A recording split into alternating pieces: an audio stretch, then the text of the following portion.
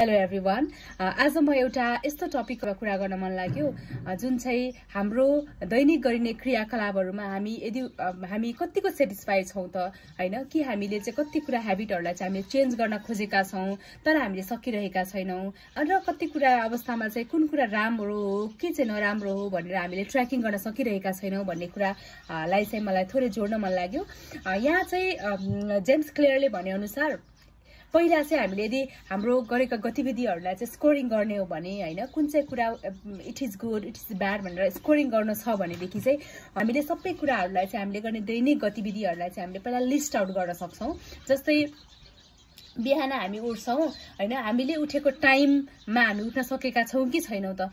First of all just list out what activities we are doing every day है। जस्तै अब पहिला चोटी चाहिँ हामी उठ्छौं, फ्रेश हुन्छौं हैन, ब्रश गर्छौं, त्यसपछि पानी खान्छौं होला, त्यसपछि कफी खान्छौं होला हैन, एक्सरसाइज गर्छौं होला, सबै कुरा हामी लिस्ट आउट गर्छौं एउटा नोटबुकमा।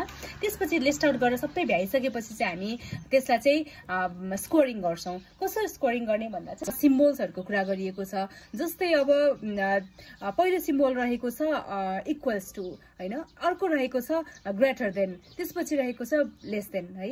अब यदि हामीले जस्तै उठ्ने कुरा हैन, कुरा के हो त, बिहान उठ्ने कुरा भनेको त इक्वल्स टु हुन्छ तर हामीले चाहेको टाइममा उठ्यौं त अब हामी जस्तै फर एक्जाम्पल आई वाना वेक अप एट 6 तर म चाहिँ अर्ली उठ्छु हो 5:30 मै उठ्छु भनेदेखि चाहिँ त त्यो त अझै राम्रो भयो नि त। अर्ली इन द मर्निङ उठ्नु भनेको त राम्रो कुरा हो इफ आई एम फ्रेश हैन। तर यदि म चाहिँ भनेको टाइममा म उठ्न सकेको छैन भनेदेखि फेरि के भयो, लेस देन तिर गयो।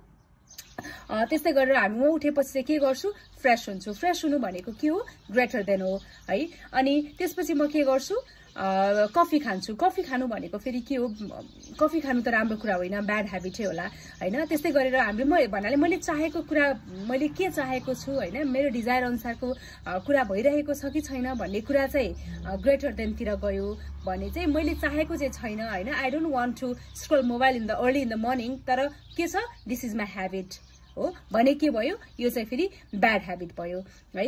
अनि त्यस्तै गरेर ब्याड ह्याबिट हुने भनेको चाहिँ लेस देन तिर जान्छ। त्यस्तै गरेर हामीले प्रत्येक हाम्रो ह्याबिट्सहरुलाई चाहिँ हामीले 3टा सिम्बलमा चाहिँ क्याटेगोराइज गर्छौं पहिला। त्यसपछि अब बिस्तारै हाम्रो काम के हो त भन्दा त्यो काम भनेको चाहिँ अब हामीले चाहिँ लेस देनलाई चाहिँ कसरी ग्रेटर देन बनाउने त हैन। अब जस्तै बिहानमा चाहिँ मैले मोबाइल चलाउने कुरा त इलिमिनेट गर्न सके नि त हैन। त्यस्तै गरेर त्यसको ठाउँमा चाहिँ मैले रिप्लेस के गर्न सके भन्दा जर्नलिङ गर्ने कुरालाई मैले रिप्लेसमेन्ट गर्न सके है। त्यस्तै गरेर प्र्याक्टिकल वेमा चाहिँ हाम्रो जीवनमा बिस्तारै बिस्तारै परिवर्तन ल्याउँदै जान्छन् भन्ने कुरा चाहिँ जेम्स क्लियरको एउटा इम्प्लिमेन्टेसन हो। यसलाई हामी पनि अप्लाई गर्न सक्छौं र जीवनमा थोरै भए पनि एउटा ब्रिकलाई चाहिँ राख्ने काम गर्न सक्छौं गुड ह्याबिटको लागि भन्ने चाहे। Thank you so much.